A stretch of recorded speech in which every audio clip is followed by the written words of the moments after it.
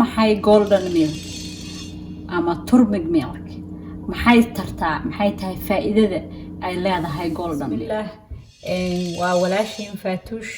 ku soo dhawaada channelkeena Faatuush family channel caaway waxaan inii wadnaa markasta waxaad nooga barateen inaa waxyaabo wanaagsan oo caafimaad leh aan la wadaago haddii cunto ahaan lahayd haddii cabitaan ahaan lahayd iyo haddii waxyaabo kale oo mashaaxiye ama waxyaabo dadka caafimaadkooda u fiican caawa walaashin waxay inii wadaa golden milk ama turmeric milk qofku siduu u yaqaano waxaan inoo sameynayaa caawa oo ina barayaa sida loo sameysto golden milk sidoo kale waxaan rabaa inaan ka sheekeeyo faa'iidada ay leedahay caanahan oo la dhaho ama shaah waxa rabtid oo qaado ama cabitaan faa'iidada uu leeyahay bini aadanka caafimaadkiisa wixii ilaahay caafimaad ku daray caafimaad laga helaa marka hore insha Allah ilaahay caafimaad buu noogu daray qofka isticmaalaba marka meeshan waxaan ku haystaa haruudda waan naqaanaa laakiin haruuddu siyaabo badan ayaa loo isticmaalaa dadka waxay u yaqaanaan haruudda in isqurxin kaliya loo isticmaalo haruudda isqurxin kaliya looma isticmaalo sidoo kale waxaa loo isticmaalaa cuntooyinka lagu darsadaa sidoo kale caanahan hadda noo sameynayo kala laga sameystaa intana waxaa ku haystaa ginger oo ayadana sidoo kale fresh ah oo qoyan waaye ayadoo borderna waa la helaa haruudda sidoo kale ayadoo qoyan waaye waa geed qoyan geedka qoyan waa aad ayuu u fiican yahay qofkii aan geedka qoyan heli karin wuxuu isticmaali karaa midda borderka ah kaliya midda borderka waa inaan ka fiirisaa inay tahay 100% pure inay tahay wax kale aan lagu darin oo ay just tahay oo huruud kaliya because marka waxyaala isqurxin loo isticmaalo waxyaabay ku daraan soo markaa gadanaysid dukaamada organiga meelahaas ka gado waxay gadaan ayadoo waxba aan lagu darin oo sideeda intana waxaan ku haystaa cinnamon waxaa la dhahaa cinnamon qorfo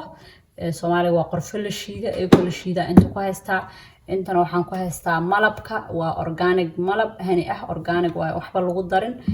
intana waxa igu jirta black pepper waa filfil aan soo shiiday marka waxa la sameeyaa caanahan laga sameeyaa intaan oo la isku daray caanahan faa'iidooyinka ay leeyihiin mid kasta oo horta kamid ah alaabtan meesha ku haysto haruudda filfisha sidoo kale cinnamonka badan soo caaw waxaan ka bilaabayaa markii caanahan goldiga oo intaan laga sameeyay bini aadanka faa'iidada u leeyahay horta first midda ugu muhiimsan oo jirkeena u baahan yahay oo ah jirka difaaca qofku inuu haysto difaac ku filan suu ilaahay haduu idma iskaga difaaca xanuunada jirkeena soo ataaga oo soo weerara suu iskaga difaaco waxaa muhiim ah inuu haysto immune system waxa la yiraahdo immune system kaas oo ah inuu jir difaac haysto oo jirkiisa usan caabuq ku jirin oo waxba ku jirin soo caanahan waxay faa'iidada koowaad ay leeyihiin faa'iidooyin badan ay leeyihiin markii waxaan la isku daro caanaha lagu kariyo golden milk laga dhigo jirkaaga difaaciisa ayuu sare u qaadayaa jirkaaga difaaciisa markuu sare u qaado jirkaaga difaaciisa wuxuu iska difaacayaa hargabkii caabuqii waxyaalihii ku dhacay ayuu iska difaacayaa markaas ay ka caawinaysaa inuu hargabka haduu kugu dhaco kale waxba ku dhimin oo waqtiga xataa qofka hargabka uu ku dhaco uu cabo laakiin waxa fiican in marka hore qofku uu laasinto oo si uu iskaga hortago sidoo kale waxay u fiican yahay caanahan golden milkiga wuxuu u fiican yahay qofka bini aadanka waa xanuun baabiye dabiici ah qofka haduu laasinto xanuun baabiye dabiici ah waaye waliba xanuun baabiye markaan leeyahay anuu experience wadaan soo lahaaday waan soo isticmaalay waan soo isticmaal aad buu ii caawiyo qofka bini aadanka waa ogtahay marka aan shaqeyno jirkeena ama hooyooyin guri ay joogan aad ilmaha ugu daalaan hameenkii jirka ku xanuunay dhabarka ku xanuunay lafaha ku xanuunay waqtiga caanaha cabay aad buu ii caawiyaan because hameen kasta marka ilmaha seexiyo ayaan isku darsan jiray waan cabi jiray sidoo kale shaahi ayaan iskaga jaray oo waqtiga shaahiba ii galeen inaan sokorta iska joojiyo sokorta jirkeena dhibka u leedahay iyadana waa ogtiin waa xanuun baabiye dabiici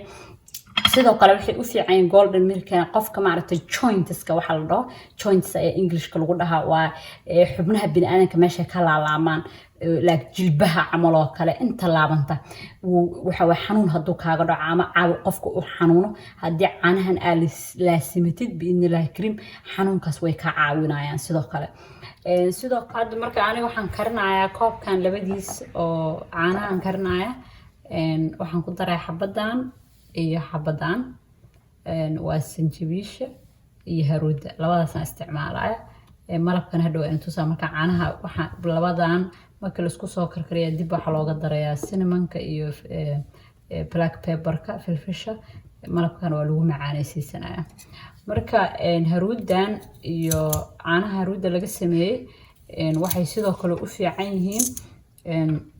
dadka caloosha haduu qofka caloosha taagan tahay way caawiyaan oo waxay u qasbayaan inay musqusha qofka aado waa ogtihiin caafimaadka qofka wuxuu ka bilowdaa calool nadiif ah qofka haduusan calool nadiif ah haysanin waxa waaye wax badan baa baadar gareynaya wax badan baa dhibaya soo caanahan marka cabtid waliba subaxdii alisay qofka markuu cabo waaye iyo habeenkii marka seexanaysa labada way cabi kartaa wuxuu ka caawinaa inay caloosha ku baxdo oo musqusha aadid sidoo kale caanahan waxay u fiican yihiin qofka markuu down yahay oo aad cabtid aan dareemaynin caajis uu ku haayo camal oo kale waxay ka caawinayaan marka cabtid waxa ka imaanay dhint adiga dhan waxa isdheesaa qofkan maxaa la sii waa yaabaysaa korkaaga dhan waxba ka kacay waxa waaye moodka dhan ku saarnaa uu ka kacay so that's why loo dhahay moodkana way caawiyaa qofka waxay ku keenaa inaad fikirtid oo qof caajiskii ka kacay noqotid waxyaabo badan oo la soo koobi karin sidoo kale caanahan waxay u fiican u wanaagsan yihiin maxaa la dhihi jiray dadka oo sokorta qaba qofka haduu sokor qabo way caawinayaan sokortiisi inay especially diabetes 2 mid la dhaho ama way ka hortagaysaa marka hore haduu ku dhicin haduu ku dhacday qofkii uu qabana waxa inuu sokortiisi ay meeshii joogtay uu xadido ay ku istaajiso ay ka caawinaysaa qofkaas oo kale markuu uu cabay caanahan waxa loo baahan yahay haniga inuu uu ku darsan inta kale uu isticmaali kara asagoo iska yareynaya laakiin haniga ma isticmaali karo because haniga waa natural sugar al dhaha natural sweet way natural sugar man waa natural sweet waa wax asaga sidiisu u macaan yahay qofka sokorta qabana macaanka waa laga ilaaliyaa marka qofka sokorta qaba kan kaliya ka deena inta kale uu isku darsanaya marka saaidna uma isticmaalayo iskama badinayo kuwaana geedahan oo dhan sida haruuda iyo sanjabiisha iyo iskama badinayo sidoo kale waxa fiican qofkaas sokorta qaba marka uu bilaabayo inuu dhakhtarkiisa marka hore weydiiyo oo u sharaxo ma isticmaali kara caanahan oo alaabtan lagu daray golden milkigan ama turmiga caanaha haruuda ma isticmaali kara markaas dhakhtarka asaga ku sheegay wixii ugu fiican laakiin way u fiican tahay way regulate karaysaa kaliya wuxuu u baahan inuu la tashto qofka daawada uu isticmaalayo iyo waxyaalahaas inay sida isku qaadanayaan kaliya aad bay caafimaad ugu leedahay hadda waxaan sameynaa marka waxaan soo tumayaa sanjabiisha jinjarka gooniya u tuma tan gooniya u tumaya caanaheena labada koob ka koobna iyo ayaka la isku soo karkarinaya marka isku karkarisid waxa sameynaysaa 15 daqiiqo camal dhigaysaa waxaad ku daraysaa filfisha iyo cinnamonka ayaa ku daraysaa waa dabooleysaa labada marka karkarisid waa dabooleysaa waxa sameynaysaa waxay sameynaya steam waxay geedkii baa ku baxaya ma fahantii wixii aad rabtay oo ku jiray haruuda iyo filfisha iyo wax kasta ay caanaha baa isku baxay haddana waxaan ku darayaa sanjabiishii tanna waxa weeye haruudii aan soo tumay waa gold milk waxa ka dhigaya waa markii lagu daro caanihii dhan waxay noqonayaan haruudi waxa la caanahan dahabi al dhaha min wax dahabi waxa way waa wax oo aan inaba caadi ahayn hadda marka saasan sameynaa waa isku dabooleynaa oo karkaraya waa inuu soo karkaro ma waana fiirinaysaa because caanaha hadaa ka tagto way ka burina markuu isku soo karkaro waxaan sameynaa markaas wax ku dareynaa filfishi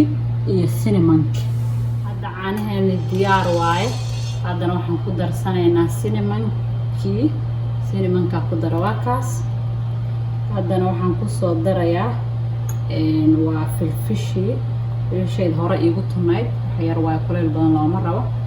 intaasaan ku darayaa, taasaad iskugu walaaqaysaa.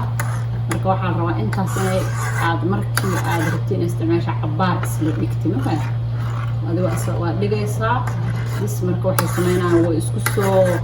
wax dhan isku soo degayaan. waxay sameynaysaa wixii dhan baa gelayaan caanihii. halkaasa waa dabooleynaa. marka cabaar baan u kaadinaynaa 15 daqiiqo. caanihayna hadda waan golden milk waan soo miiray caanihi haruuda diyaar waaye. marka 15 daqiiqo oo leen ayaan soo miiray.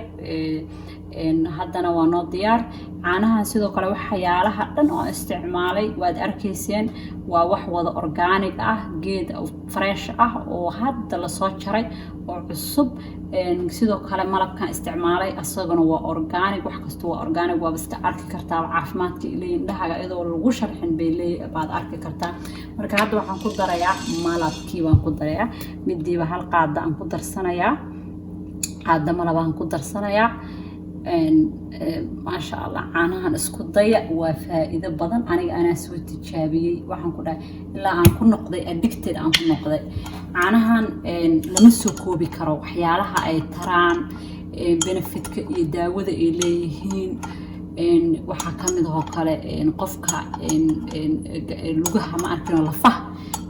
lafihiisa jirka bini'aadanka lafaha way xoojiyaan. vitamin D baa laga helaa because waaba caanihiiba iyo alaabtaad aragteen freshka lagu daray. sidoo kale qofku waxay lagu leeyahay waxay ka caawiyaan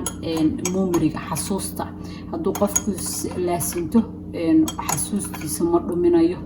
oo xasuustiisa waa u joogaysaa haddii ilaahay idmo. wax kasta waa haddii ilaahay idmo. marka caanahan faa'iidooyin badan bay leeyihiin. caba Soomaalideena waqtiin calciumka iyo vitamin D-ga aad buu noogu yaryahay. aad ba Soomaalideena mar kasta oo la baaro dadka waxaa la dhahaa vitamin D ma haysatid ama calcium ma lahan oo lafaha bini'aadanka u wanaagsan. marka isku daya marka waxyaalahan oo dabiiciga ina isku daawaysiin oo dhakhtarka ina waxa laga yaabaa had ilaahay inuu dhakhtar ina aadiba uusan kuga caafiyo caafimaad ku hesho oo dhakhtarka uga kaaftoontid. marka laasinta caaniyo oo lafaha u fiicna markii intaan lagu sii daro waxaan u marka waxa waaye I hope inaad enjoy garayseen. please ha naga hilmaamin haddaa ka hesheen waxa aan soo samayno. please ha naga hilmaamin subscribe-ta, like-ta, share-ta, comment-iga waxyaabo ka sii fiican waxaan oo kale inaan samayno ay nagu dhalinaysaa. waana ku mahadsantiin daawashadiina meel kasta naga daawanaysaa.